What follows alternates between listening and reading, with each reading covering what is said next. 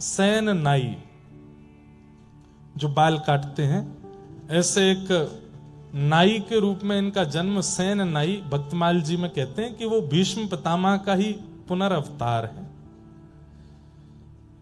इतना सुंदर प्रसंग है सैन नाई का, हम पहली बार सुना रहे हैं। ये नाई थे, बाल काटने का काम करते और राजा के नाई थे, राजा के बाल काटते थे और किसी के बाल काटने को उनका अधिकार नहीं था। तो नगर के राजा के नाई थे। एक दिन इनके मन में बड़ी भक्ति जगी तो कथा सुनने गए। तो कथा में व्यास जी बता रहे थे कि गीता में भगवान कहते हैं मासा नाम मार्गशीर्षो, हम मार्गशीर्ष महीना मैं हूं, इन भावों में ये मैं हूं, इन भावों में भगवान अपनी विभूतियों का वर्णन कर रहे थे। सब लोग ध्यान से सुनिएगा, 10-15 मिनट और सुनो फिर विश्राम करेंगे। और तभी भगवान गीता में कहते हैं कि मानवों में जो राजा है वो मैं हूं। जहां कहीं भी राजा हैं, भगवान ने यह बात कही है कि राजा मेरा ही प्रतिनिधि है। राक्षसों में प्रहलाद मैं हूं, भगवान स्वयं कह रहे हैं। तो सैन नाई बैठ करके कथा सुन रहे थे, बोले कि मानवों में राजा मैं हूं, राजा मेरा ही प्रतिनिधि है। तो नाई तो बड़ा प्रसन्न हो गया, बोले मुझे ठाकुर जी मिल गए।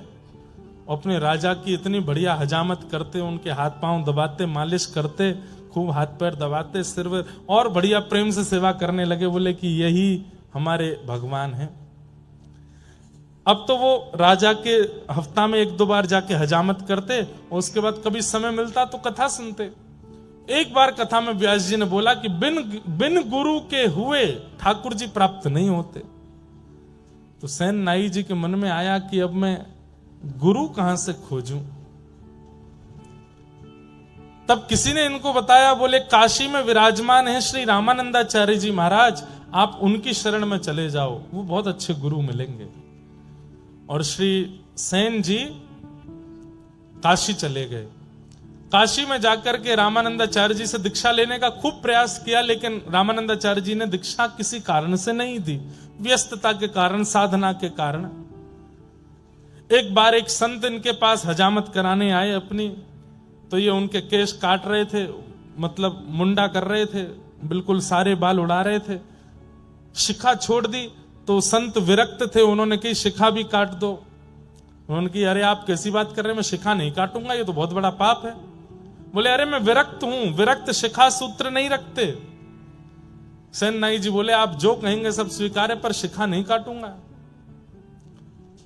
तो बोले भैया काटनी पड़ती है, हम विरक्त हैं, हम शिखा नहीं रखते। तब अंत में सैन नाई जी ने कहा आप बहुत बड़े संत हैं, बहुत बड़े महात्मा हैं, रामानंदाचार्य जी से बुलवा दीजिए कि शिखा काट सकते हैं तो मैं काट दूंगा। सैन नाई जी ने बड़ी युक्ति समझी कि भाई इसी से गुरु सन्निधि भी मिल जाएगी और इनकी शिखा भी काट देंगे। संत लेकर के रामानंदाचार्य जी के पास गए। तो रामानंदाचार्य जी को ये बात बड़ी अच्छी लगी कि इन्होंने लाख कहने पर भी शिखा काटी नहीं, कितना इनका भाव है।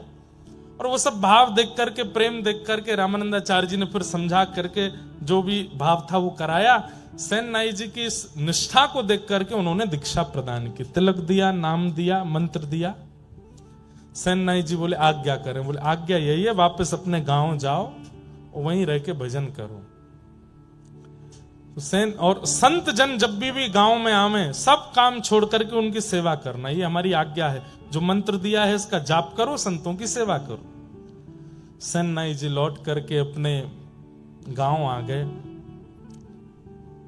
राजा ने इनको बुलवाया कि कल हमको एक दूसरे राजा से मिलने के लिए जाना है, सुबह आकर के हमारी हजामत कर दो, मालिश वालिश कर दो, उसके बाद हम स्नान करेंगे फिर जाएंगे।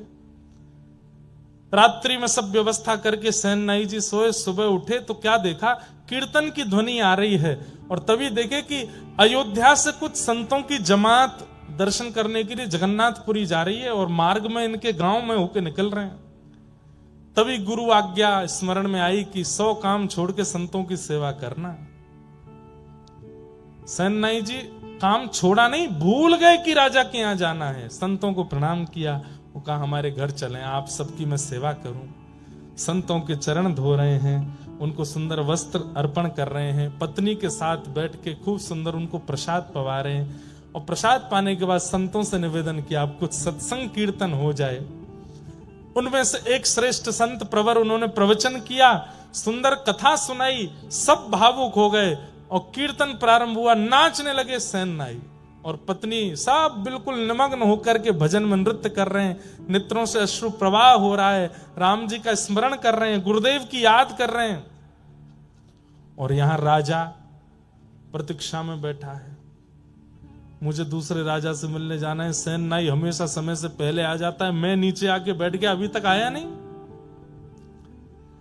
राजा ने तुरंत कहा मेरी तलवार कहां है, लेकर के आओ उसको, और इस सेन को तो मैं जाकर के देखूंगा। तलवार लेकर के आए, घिसने लगे उसको, घोड़ा बुलाओ मेरा, कहां है सेन नाई का घर, उसके घर चलना है। इतने में ही देखा कि सामने से दौड़ते हुए सेन नाई आ रहे हैं, अपनी पगड़ी संभाल रहे हैं, कभी हजामत का डिब्बा संभाल रहे हैं, कभी धोती संभाल रहे हैं, और दौड़ते दौड़ते आए। अरे महाराज महाराज महाराज महाराज, मैं आ गया। कहां रह गए इतनी देर? बोले महाराज क्षमा करते हैं, बहुत बहुत विलंब हो गया। बोले नहीं नहीं नहीं, दंड तो तुमको मिलेगा। भगवान भगवान क्षमा कीजिए, आप बैठिए ना, मैं जल्दी कर देता हूं, आपको विलंब हो रहा है। राजा बैठ गए, खूब सुंदर हजामत करी, खूब दाढ़ी वाड़ी सब करके, केश वेश। राजा क्रोध में तो था ही। बोले महाराज थोड़ी आपके हाथ पांव दबा दूं? बोले तू दबा तो दे, लेकिन दंड तो मैं तुझे दूंगा। हाथ दबाने लगे। आप इतना क्रोध करते हैं, अच्छे नहीं लगते हैं, आप थोड़ा प्रसन्न रहा कीजिए ना। हाथ पैर दबाते दबाते बोले आप थोड़े श्रमित हो तो मैं आपकी थोड़ी उंगलियां चटका दूं? बोले चटका तो दे, लेकिन दंड तो तुझे दूंगा। उंगलियां चटका दी, हाथ पैर। बोले आप कहो तो महाराज आपकी नेक थोड़ी कमर चटका दूं? बोले उससे कुछ दिक्कत तो नहीं है, वो कुछ नहीं होगा।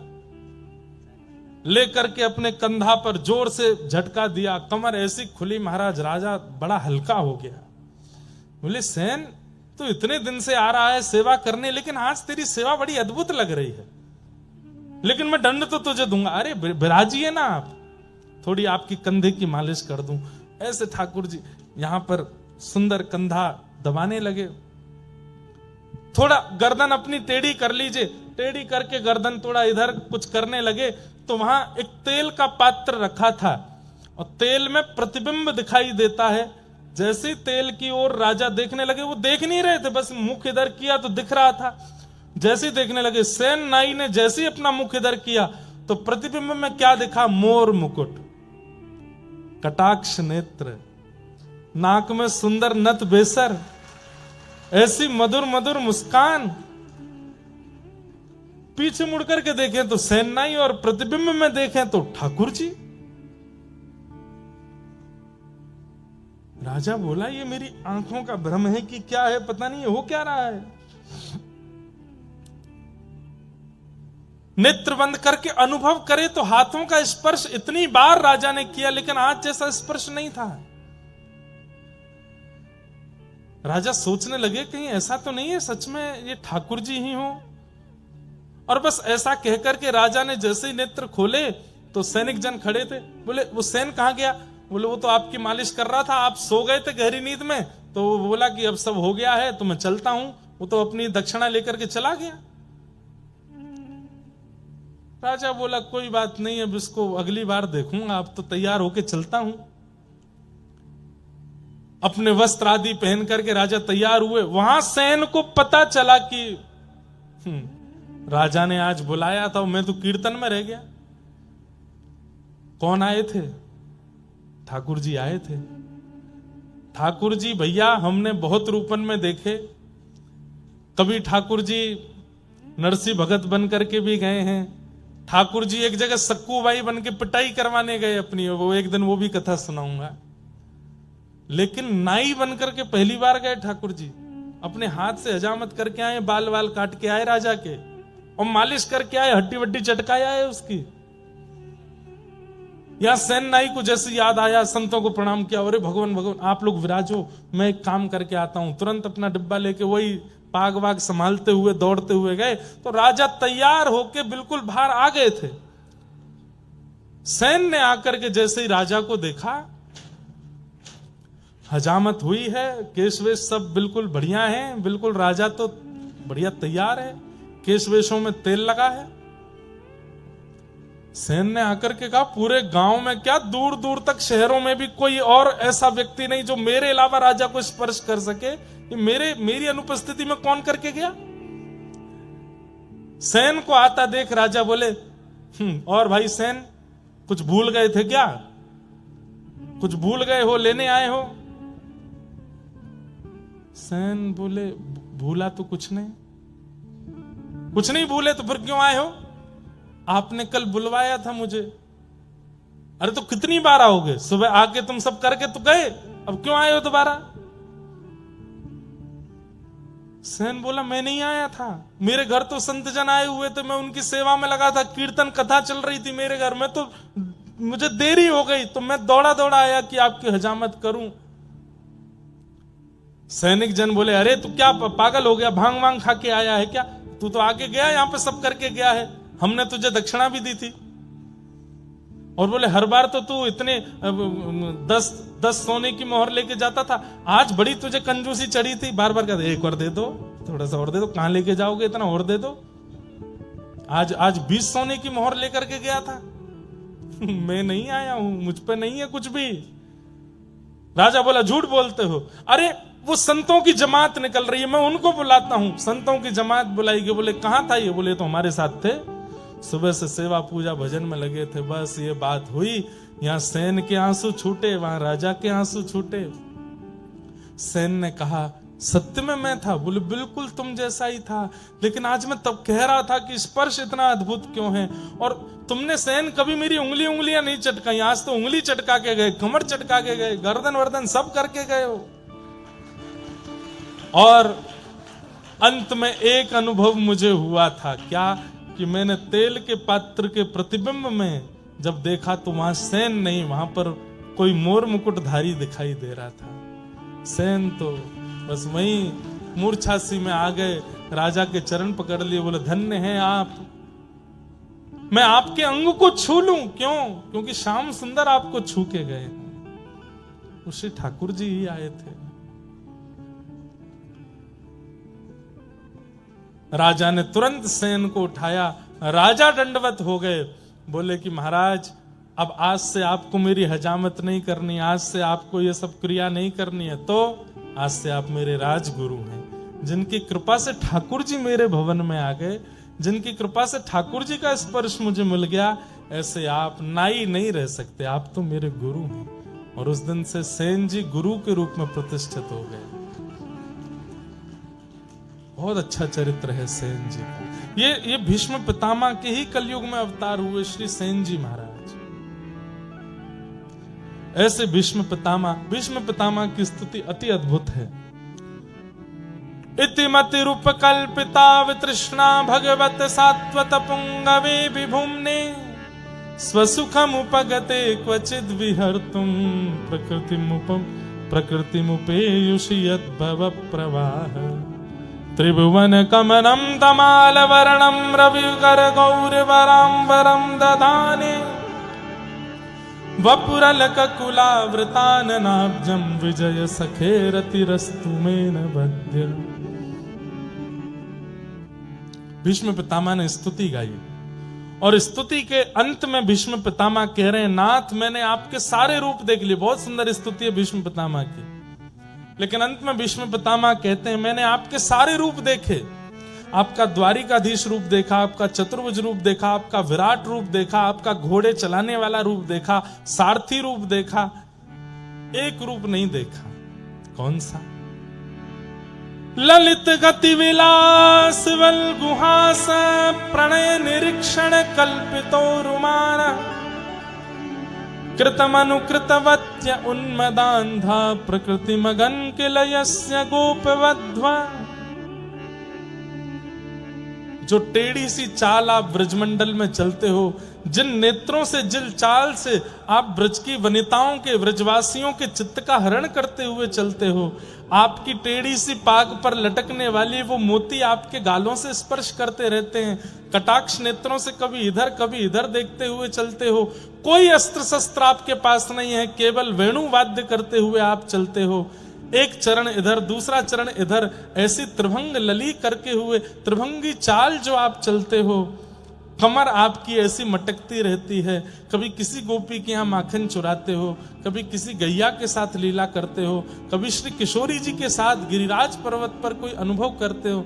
मुझे वो रूप आपका देखना है नाथ, मुझे व्रज का वह रूप आपका देखना है, वो दर्शन करना है।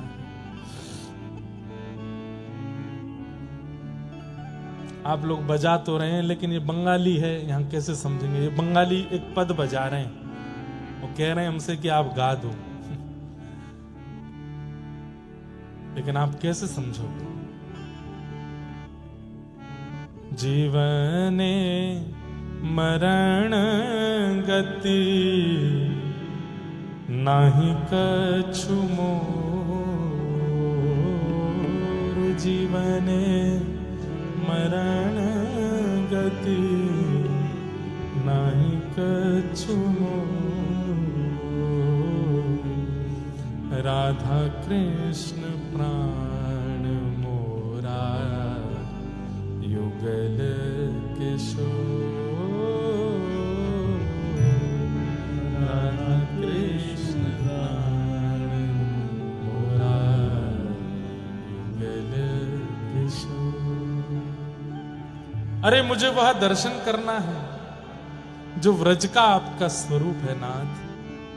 तब ठाकुर जी ने मानो इन पर अनुग्रह करके कहा हो कि हे भीष्म पितामह, इस जन्म में तो नहीं, पर कलिकाल में आप जब सैन बन करके आओगे तब मेरे उस रूप का दर्शन आपको होगा। यहां भागवत जी में तो ऐसा नहीं है, पर भक्तमाल जी की यही भावना है कि भीष्म पितामह उसी भाव से पुनर्जन्म लिए और पहले तो राजा को अनुभव कराया, कालांतर में फिर सेन नाई को भी व्रज के उसी स्वरूप में ठाकुर जी का अनुभव हुआ।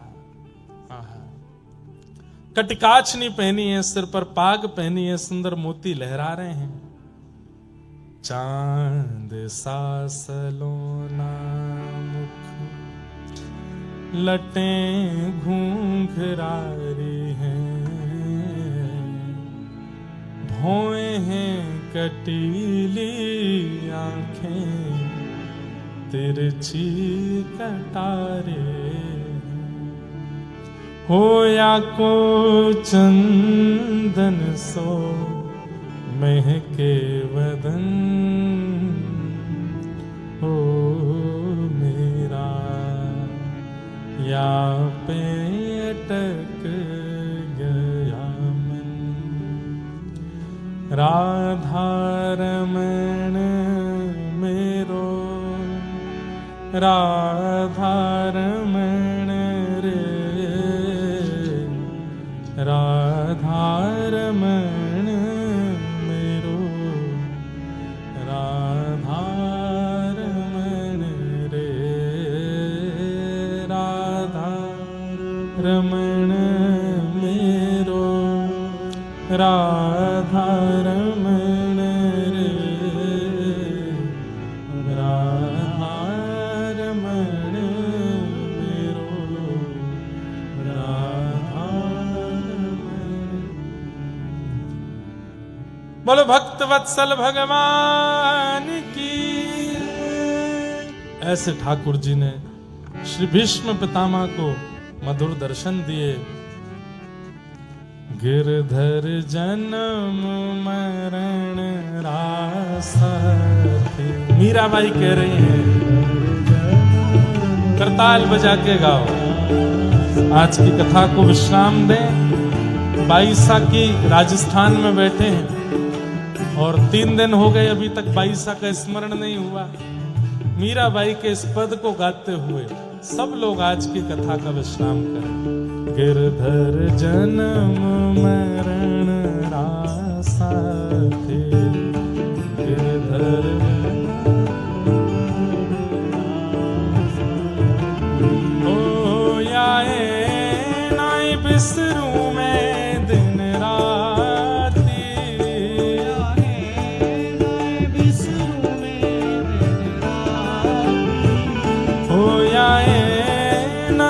बिसरूं मैं दिन राती, खोया है नाय बिसरूं मैं दिन राती। गिरधर जन्म मरण रासा दे, गिरधर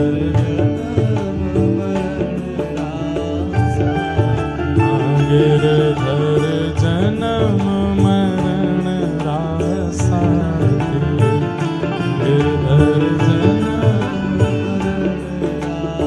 बोलो गिरधर गोपाल की।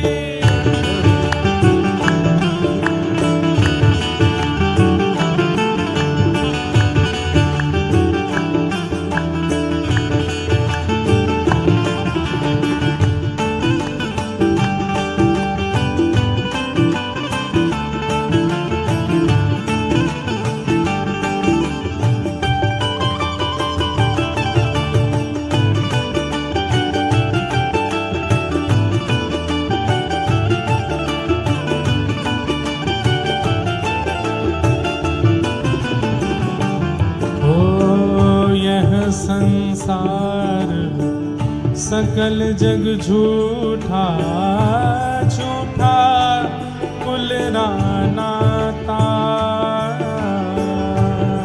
संसार सकल जग झूठा, झूठा कुल नाता। यह संसार सकल जग झूठा, झूठा कुल नाता। संसार सकल जग झूठा, झूठा कुल नाता। मीरा के प्रभु गिरधर नागर,